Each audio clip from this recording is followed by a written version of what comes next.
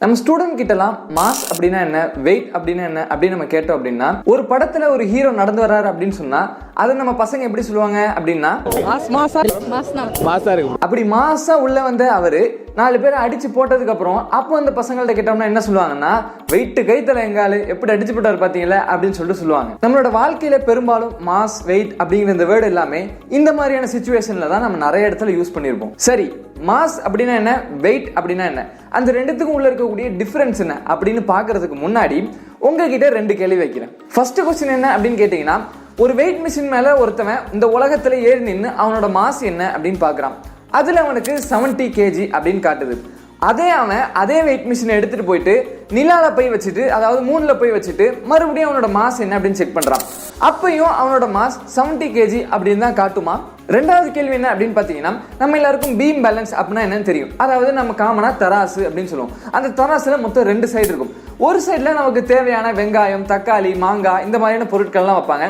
இன்னொரு சைடுல அந்த கல் வைப்பாங்க, எடைக்கல் அப்படின்னு சொல்லிட்டு சொல்லுவாங்க. அந்த எடைக்கல்லாம் அங்க வைப்பாங்க.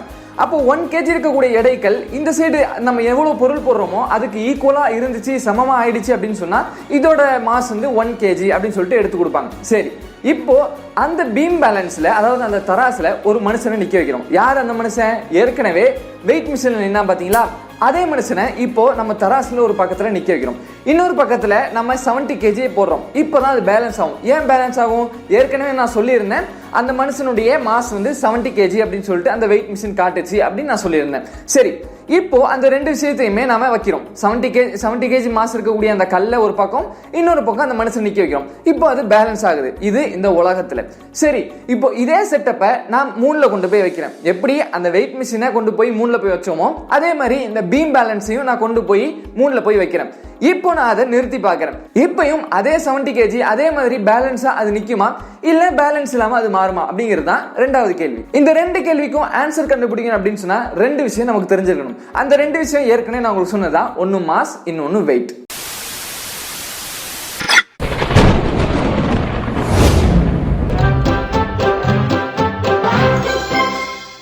சரி, மாஸ் அப்படின்னா என்ன, வெயிட் அப்படின்னா என்ன அப்படின்னு நம்ம தெரிஞ்சுக்கிட்டோம் அப்படின்னா நான் முன்னாடி சொன்ன அந்த 2 கேள்விக்கான பதிலை நம்ம ஈஸியா கண்டுபிடிச்சலாம். ஓகே, ஃபர்ஸ்ட் மாஸ் அப்படின்னா என்ன அப்படின்னு பார்ப்போம். மாஸ் அப்படின்னா என்னன்னா, quantity of matter contained in a body. அதாவது ஒரு பொருள்ல எவ்வளவு மேட்டர் இருக்குது அப்படிங்கிறது தான் மாஸ் அப்படின்னு நம்ம சொல்றோம். இப்போ உதாரணத்துக்கு ஒரு பாக்ஸ் இருக்கும். அந்த பாக்ஸ்க்குள்ள 5 பால் போடுறேன். அந்த 5 பாலுமே அந்த பாக்ஸ்க்குள்ள இருக்கு. இப்போ quantity of balls contain in a box அப்படின்னு நான் சொன்னேன் அப்படின்னு சொன்னா நம்ம என்ன சொல்லுவோம்? 5 இருக்குது அப்படின்னு சொல்லுவோம். 5 பால்ஸ் இருக்கு அப்படின்னு சொல்லுவோம். இதே 5 பால்ஸை நான் மூணுல போய் வச்சேன் அப்படின்னு சொன்னா அதே 5 பால்ஸ் தான் இருக்க போகுது. அந்த 5 பால்ஸ் மாற போறது 5 6 மாற போறதும் இல்ல, அந்த 5 4 குறைய போறதும் இல்ல. அப்போ மாஸ் அப்படிங்கிறது எல்லா இடத்துலயுமே சேம். அதாவது அந்த பாடியில எவ்வளவு குவான்டிட்டி ஆஃப் மேட்டர் இருக்குது அப்படிங்கிறது எர்த்ல இருந்தாலும் அதே குவான்டிட்டி தான் இருக்கும், மூணுல இருந்தாலும் அதே குவான்டிட்டி தான் இருக்கும், வேற எங்க போனாலுமே அதே குவான்டிட்டி தான் இருக்கும். சோ மாஸ் அப்படிங்கிறது இடத்துக்கு இடம் மாறாது. அப்போ வெயிட் அப்படின்னா என்ன அப்படின்னு ஒரு கேள்வி உங்களுக்கு இருக்கும். பொதுவா நம்ம வெயிட் வெயிட் வெயிட் அப்படின்னு தான் யூஸ் பண்ணுவோம் இல்லையா? நம்ம கடைக்கு போறோம்னு சொன்னா 1 கிலோ அப்படின்னு சொல்லுவோம். அந்த 1 கிலோ அப்படிங்கிறது நாம என்ன நினைச்சிட்டு இருக்கோம்னா, அந்த 1 கிலோ அப்படிங்கிறது வெயிட் அப்படின்னு நினைச்சிட்டு இருக்கோம். வெயிட் போட்டு வாங்கிட்டு வா அப்படின்னு வீட்டுல சொல்லுவாங்க. ஆக்சுவலி இது வெயிட் போட்டு தான் வாங்கிட்டு வரோமா அப்படின்னு கேட்டீங்கன்னா கிடையாது. நாம அதை மாஸ் அப்படின்னு தான் சொல்லுவோம். வெயிட் அப்படின்னா என்ன அப்படின்னு கேட்டீங்கன்னா, நம்ம இப்ப இந்த உலகத்துல நம்ம வாழ்ந்துட்டு இருக்கோம். நாம ரோட்ல நடந்து போறோம் அப்படின்னு சொல்லும்போது நம்மளையே அறியாம ஒரு ஆளு நம்ம கீழே நம்மளை பிடிச்சி இழுத்துட்டு இருக்காங்க அப்படின்னு சொன்னா உங்களால நம்ப முடியுமா? கண்டிப்பா நம்ப மாட்டீங்கன்னு தெரியும். ஆனா அது ஒரு ஆள் கிடையாது, அது ஒரு ஃபோர்ஸ், அதாவது விசை அப்படின்னு சொல்லுவோம். அந்த ஃபோர்ஸோட பேர் தான் நாம கிராவிடேஷனல் ஃபோர்ஸ் அப்படின்னு நம்ம சொல்லுவோம்.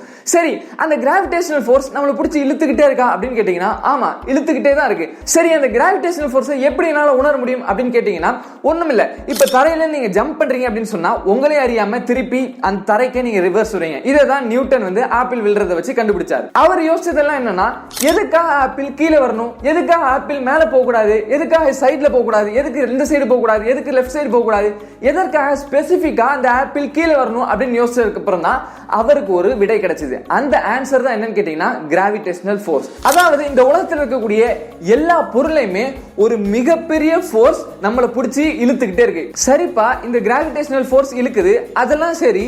இதுக்கும் வெயிட்டுக்கும் என்ன சம்பந்தம் அப்படின்னு கேட்டீங்கன்னா, இப்போ நம்ம குதிக்கிறோம் அப்படின்னு சொல்லி எடுத்துப்போம். நம்ம குதிக்கும் பொழுது ஒரு குறிப்பிட்ட டைம் நாம ஏர்ல நம்ம டிராவல் பண்ணுவோம். அதாவது குதிக்கும் போது தரைக்கும் நமக்கு இருக்கக்கூடிய அந்த கனெக்ஷன் விட்டு போகுது, அதாவது அந்த டச் விட்டு போகுது. அப்படி விட்டு போகக்கூடிய அந்த நேரத்தில் நம்மள அந்த கிராவிடேஷனல் ஃபோர்ஸ் பிடிச்சி இழுக்கும். அந்த கிராவிடேஷனல் ஃபோர்ஸ் அப்ப மட்டும் தான் பிடிச்சி இழுக்குது அப்படின்னு கேட்டீங்கன்னா, நீங்க சாதாரணமா நின்னுகிட்டு இருக்கும் போதோ இல்ல இப்ப நான் இருக்க மாதிரி உட்காந்துட்டு இருக்கும் போதுமே கூட உங்களை கிராவிடேஷனல் ஃபோர்ஸ் பிடிச்சி இழுத்துக்கிட்டே தான் இருக்கு. அப்போ நான் ஏன் நகரல, நான் ஏன் கீழ் நோக்கி போகல அப்படின்னு கேட்டீங்கன்னா, அந்த கிராவிடேஷனல் ஃபோர்ஸ் எப்படி கீழே இருக்குதோ அதுக்கு ஆப்போசிட்டா ஒரு ஃபோர்ஸ் மேல வருது. அந்த ஃபோர்ஸ் தான் நாம வெயிட் அப்படின்னு சொல்றோம். சோ வெயிட் அப்படின்னா என்னன்னா, இப்போ நம்ம இழுத்துட்டு இருக்கு தெரியுமா இந்த gravitational force, gravitational pull.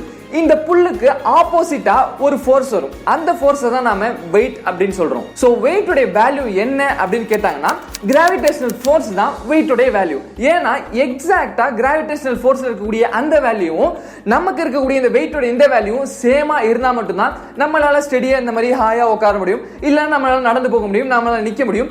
So இந்த மாதிரி நம்ம ஸ்டெடியா இருக்கணும்னு சொன்னா ரெண்டு ஃபோர்ஸுமே ஈக்குவலா பேலன்ஸ் ஆகணும். சரி, இப்போ மாஸ் அப்படின்னா நமக்கு என்னன்னு தெரியும், குவாண்டிட்டி ஆஃப் மேட்டர், நம்ம உடம்புல எவ்வளவு மேட்டர் இருக்குது அப்படிங்கிறது தான் மாஸ். வெயிட் அப்படின்னா நமக்கு தெரியும், நம்மளுடைய இந்த கிராவிடேஷனல் புல்லுக்கு ஆப்போசிட்டா வரக்கூடிய இந்த ஃபோர்ஸ் தான் வெயிட் அப்படின்னு சொல்றோம். சரி, இப்போ இந்த ரெண்டு விஷயத்துக்குமே லிங்க் இருக்குதா இல்லையா அப்படின்னு உங்களுக்கு ஒரு கேள்வி இருந்துச்சுன்னா, லிங்க் இருக்குது. சரி, என்ன லிங்க் அப்படின்னு பார்த்தோம் அப்படின்னா, ரொம்பவே கஷ்டமான டிஃபிகல்ட்டான லிங்க்லாம் கிடையாது, ரொம்பவே சிம்பிளான லிங்க் தான் இந்த ரெண்டுத்துக்கும் இருக்கு.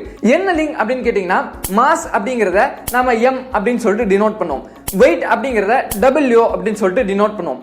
எப்படி இந்த வெயிட்டையும் இந்த மாஸையும் ஈக்குவல் பண்றது அப்படின்னு கேட்டீங்கன்னா, எப்போ இந்த மாஸோட கிராவிடேஷனல் கான்ஸ்டன்ட் மல்டிப்ளை ஆகுதோ அப்போ இந்த வெயிட்டையும் இந்த மாஸையும் நாம ஈக்குவேட் பண்ணலாம். அதாவது சுருக்கமா சொல்லணும் அப்படின்னு சொன்னா, weight is equal to mass times gravitational constant அப்படின்னு சொல்லலாம். அதாவது W is equal to mg. நான் ஏற்கனவே ஒரு பர்சனை பத்தி சொல்லியிருந்தேன், அவரோட மாஸ் கிட்டத்தட்ட 70 kg இருந்தது அப்படின்னு சொல்லிட்டு. சரி, அவரோட மாஸ் 70 kg இருந்தது அப்படின்னு சொன்னா அவரோட வெயிட் என்னவா இருக்கும் அப்படின்னு பார்த்தோம்னா 686 நியூட்டன். அதுதான் அவரோட வெயிட். அதாவது அவரோட மாஸ் என்னவோ 70 kg, ஆனா அவரோட வெயிட் பாத்தீங்கன்னா 686 நியூட்டன். அதாவது இந்த வேர்ல்டுல இதே 70 kg மாஸ் இருக்கக்கூடிய இவரு இப்போ மூணுல போயிட்டு அவரோட வெயிட் என்ன அப்படின்னு செக் பண்ணாரு அப்படின்னு சொன்னா, அப்ப அவரோட வெயிட் எப்படி இருக்கும்னு கேட்டீங்கன்னா 114 நியூட்டன் தான் இருக்கும். அதாவது 114 நியூட்டன் தான் இருக்கும். அதாவது வேர்ல்டுல இருக்கக்கூடிய அந்த வெயிட்டையும் மூணுல எடுத்து பார்த்த அந்த வெயிட்டையும் கம்பேர் பண்ணி பார்த்தோம்னா, வேர்ல்டுல இவருக்கு வெயிட் ஜாஸ்தியான மாதிரி இருக்கும், மூணுல இவருக்கு வெயிட் கம்மியான மாதிரி இருக்கும். என்ன ரீசன் அப்படின்னு கேட்டீங்கன்னா, வேர்ல்டுல இருக்கக்கூடிய கிராவிடேஷனல் ஃபோர்ஸை விட 6 மடங்கு கம்மியா, அதாவது 1/6 ஆஃப் த கிராவிடேஷனல் ஃபோர்ஸ் தான் எங்க இருக்கு அப்படின்னு கேட்டீங்கன்னா மூணுல இருக்கு. இந்த வேர்ல்டுடைய ஆக்சலரேஷன் டியூ டு கிராவிட்டி, அதாவது அந்த g உடைய வேல்யூ என்ன அப்படின்னு கேட்டீங்கன்னா கிட்டத்தட்ட 9.8.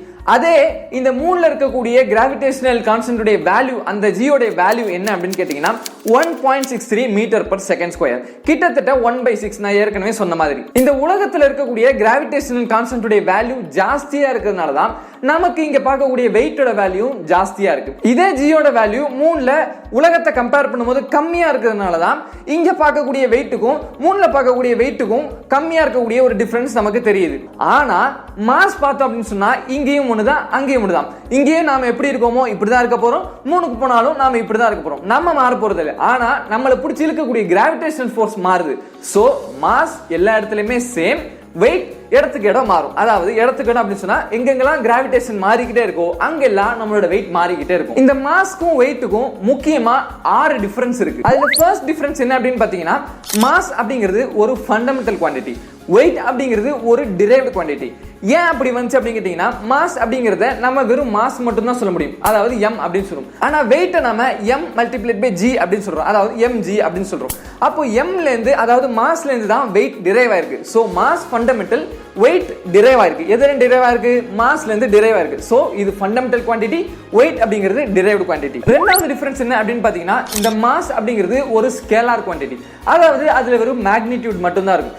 ஸ்கேலார் அப்படின்னா என்ன, மேக்னிடியூட் அப்படின்னா என்ன அப்படின்னு நீங்க கேட்டீங்கன்னா சிம்பிளா நான் சொல்றேன். இப்போ ஒரு கடையில போய் 5 கிலோ தக்காளி தாங்க அப்படின்னு நம்ம கேட்கிறோம். 5 கிலோங்கிறது நான் ஏற்கனவே சொன்ன மாதிரி அது ஒரு மாஸ், ஓகேன்னு சொல்லிட்டு அந்த தக்காளியை வாங்கிக்கிறோம். இப்போ அதுவே வெயிட்டுக்கு வந்தோம் அப்படின்னு சொன்னா, அந்த வெயிட் அப்படிங்கிறது ஒரு வெக்டார் குவாண்டிட்டி, அதாவது அதுக்கு வெறும் வேல்யூ மட்டும் கிடையாது, அதுக்கு ஒரு டைரக்ஷன் அப்படிங்கிறதும் இருக்கும். இப்போ மறுபடியும் மாசுக்கு வரும். அந்த 5 கிலோ தக்காளி நம்ம கேட்கிறோம் இல்லையா, சோ அந்த 5 கிலோகிராம் அப்படின்னு நம்ம சொல்லும்போது அதுல வெறும் வேல்யூ மட்டும் தான் இருக்கு. 5 கிலோகிராம் ரைட் சைடு தாங்க அப்படின்னோ 5 கிலோகிராம் லெஃப்ட் சைடு தாங்க அப்படின்னோ நம்ம கேட்க மாட்டோம். ஏன்னா அதுக்கு டைரக்ஷன் கிடையாது. 5 கிலோ தாங்கன்னா 5 கிலோ தர போறாங்க. ஆனா வெயிட் பாத்தீங்கன்னா டைரக்ஷன் இருக்கு. எந்த டைரக்ஷன் அப்படின்னு கேட்டீங்கன்னா வெயிட் அப்படிங்கிறது ஒரு வெக்டர் குவாண்டிட்டின்னு சொல்லிருந்தேன். சோ அதுக்கு டைரக்ஷன் இருக்கு அப்படின்னா இப்போ வெயிட் அப்படிங்கிறது என்னன்னு நான் சொல்லும்போது நான் அதோட டைரக்ஷனை மென்ஷன் பண்ணி தான் சொன்னேன். அதாவது கிராவிடேஷனல் ஃபோர்ஸ் நமக்கு அப்படியே ஆப்போசிட்டா கீழே பிடிச்சி இருக்கும், அதுக்கு ஆப்போசிட்டா ஒரு நார்மல் ஃபோர்ஸ் வரும், அதுதான் நாம வெயிட் அப்படின்னு சொல்றோம்னு சொன்னேன். அப்போ வெயிட் அப்படின்னு வரும்போது அதுக்கு ஒரு டைரக்ஷன் இருக்குது, அதுக்கு வேல்யூ மட்டும் இல்லாம டைரக்ஷன் இருக்கு. சோ மேக்னிட்யூட் அண்ட் டைரக்ஷன் ரெண்டுமே இருக்கனால இதை நாம வெக்டர் குவாண்டிட்டி அப்படி நாம சொல்றோம். மூணாவது டிஃபரன்ஸ் நான் ஏற்கனவே சொன்ன மாதிரி தான், மாஸ் அப்படின்னா amount of matter contained in a body. ஒரு பாடியில எவ்வளவு மேட்டர் இருக்கு அப்படிங்கிறது மாஸ், அதுவே வெயிட் அப்படின்னு சொல்லிட்டு வந்தோம்னா நார்மல் ஃபோர்ஸ் அப்படின்னு நான் சொல்லியிருந்தேன். சோ இதுதான் மூணாவது டிஃபரன்ஸ். நாலாவது டிஃபரன்ஸ் என்ன அப்படின்னா மாஸ் அப்படிங்கிறது எங்க போனாலுமே ஒரே மாதிரியே இருக்கும், அதாவது ரிமைன் சேம் எவ்ரிவேர். எல்லா இடத்துலயுமே ஒரே மாதிரியான ஒரு வேல்யூ தான் நமக்கு கொடுக்கும். இங்க பார்த்தாலும் நம்மளுடைய மாஸ் 70 kg தான், மூணுல பார்த்தாலும் நம்மளுடைய வேல்யூ 70 kg தான். ஆனா வெயிட் அப்படிங்கிறது எல்லா இடத்துலயும் சேமா இருக்குமான்னு கேட்டீங்கன்னா இருக்காது. அதாவது varies from place to place.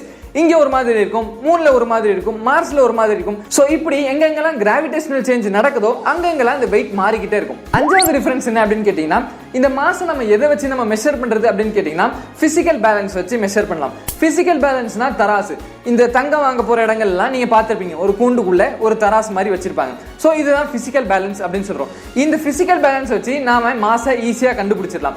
மூணுல நம்ம பிசிக்கல் பேலன்ஸ் வச்சாலும் அந்த ரெண்டு ஃபோர்ஸுமே பேலன்ஸ் ஆக தான் போகுது. நம்ம இடத்துல கொண்டு போய் இதே பிசிக்கல் பேலன்ஸ் வச்சாலும் அங்கேயே ரெண்டுமே பேலன்ஸ் ஆகி தான் நிக்க போகுது. சோ இந்த இடத்துல பிசிக்கல் பேலன்ஸை நாம மாஸுக்கு யூஸ் பண்ணுவோம். வெயிட்டுக்கு நம்ம எது யூஸ் பண்ணுவோம் அப்படின்னு கேட்டீங்கன்னா ஸ்ப்ரிங் பேலன்ஸ் அப்படிங்கிற இன்ஸ்ட்ருமெண்ட்டை யூஸ் பண்ணுவோம். அந்த ஸ்ப்ரிங் பேலன்ஸ் எப்படி ஒர்க் ஆகுது அப்படின்னு பாத்தீங்கன்னா கிராவிடேஷனல் புல் தான் அதோட மெயினான பிரின்சிபல். அதாவது ஒரு ஸ்ப்ரிங் பேலன்ஸ் எடுத்துக்கிட்டு அதுல ஒரு பொருளை நம்ம தொங்க விட்டோம் அப்படின்னு சொன்னா அந்த கிராவிடேஷனல் எப்படி பிடிச்சி இழுக்குதோ அதுக்கேற்ற மாதிரி இந்த ஸ்ப்ரிங் எக்ஸ்பேண்ட் ஆகும். அது எவ்வளவு தூரம் எக்ஸ்பேண்ட் ஆகுதோ அதுக்கேற்ற மாதிரி அந்த வெயிட்டை காமிக்கும். சோ மாஸை மெஷர் பண்ணணும்னா நமக்கு பிசிக்கல் பேலன்ஸ் தேவைப்படும். அதே நேரத்தில் நமக்கு வெயிட்டை மெஷர் பண்ணணும் அப்படின்னு சொன்னா நமக்கு ஸ்ப்ரிங் பேலன்ஸ் தேவைப்படும். ஆறாவது டிஃபரன்ஸ் என்ன அப்படின்னு கேட்டீங்கன்னா இதோட யூனிட். மாஸ் அப்படிங்கறதோட யூனிட் என்னன்னு கேட்டீங்கன்னா நான் நிறைய இடத்துல நான் யூஸ் பண்ணிட்டே வந்திருப்பேன் இந்த வீடியோலயே. கிலோகிராம் அப்படின்னு சொல்லுவோம். 5 கிலோகிராம் ஆஃப் டொமேட்டோஸ், 5 கிலோகிராம் தக்காளி அப்படின்னு சொன்னாங்கன்னா அது அந்த 5 கிலோகிராம் அப்படிங்கிறது அந்த தக்காளியுடைய மாஸை நாம சொல்றோம். ஆனா வெயிட் உடைய யூனிட் என்ன அப்படின்னு கேட்டீங்கன்னா நியூட்டன். சோ இதுதான் வெயிட்டுக்கும் மாஸுக்கும் இருக்கக்கூடிய 6 மேஜர் டிஃபரன்சஸ். சோ மாஸ் அப்படிங்கிறது எங்கேயுமே வேரி ஆகாது, ஆனா வெயிட் அப்படிங்கிறது இடத்துக்கு இடம் வேரி ஆகிக்கிட்டே இருக்கும். இந்த ரெண்டுத்துக்கும் உள்ள டிஃபரன்ஸ் உங்களுக்கு நல்லா புரிஞ்சிருக்கும் அப்படின்னு நான் நினைக்கிறேன். வீடியோ பிடிச்சிருந்துச்சு அப்படின்னு சொன்னா லைக் பட்டன், சப்ஸ்கிரைப் பட்டன், அப்புறம் கூடவே இருக்க அந்த பெல் ஐகானை பிரஸ் பண்ணி ஆல் அப்படிங்கிற பிரஸ் பண்ணீங்க. நெக்ஸ்ட் வீடியோல உங்களை வந்து பார்க்குறேன்.